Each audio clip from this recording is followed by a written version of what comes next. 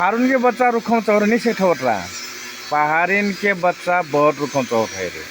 हमार छावा नल्लबा धनकुटा मतलब कि तमांग जात के बहुत बढ़िया बा काम करत तमांगा चौधरी से दिन काम करता है अरे ये हमार मैडम बड़ा उता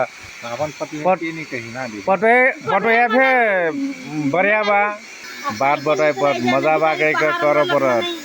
तब कर हेरे हमार मतलब पटोया बहुत बढ़िया बा सब कुछ चीज सीख दल थारू भाषा सीख डाल मनिन चिन्ह सीख डाल नाट पाटन चिन्ह सीख डाल छावा छाई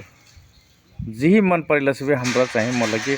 नहीं कहिया नहीं ओके कर परत हजुरको छावा छाई चाहिँ मतलब कि एकदमै खुशहाली हुई परल पटोया र हेरी एक दिन तो मतलब कि नन्नै बा जिंदगी कटना गलक हमार मतलब कि छावा पटोया छाई दमन दो हुई तो हाम्रो जिंदगी कटबिया नहीं त्यो कन से बहुत से मनिन मैं देखूँ हेरी जाति हेर्थ धर्म हेर्थ अनेक चीज हेर्थ तर हाम्रो जाति धर्म नहीं हेर परत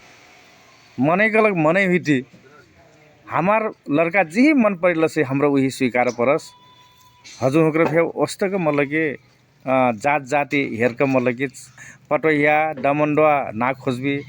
लड़का खुशहाली हुई गल से सबको अपना मतलब कि जिंदगी नहीं खुशहाली हो गई हरी हस्त धन्यवाद जय नेपाल।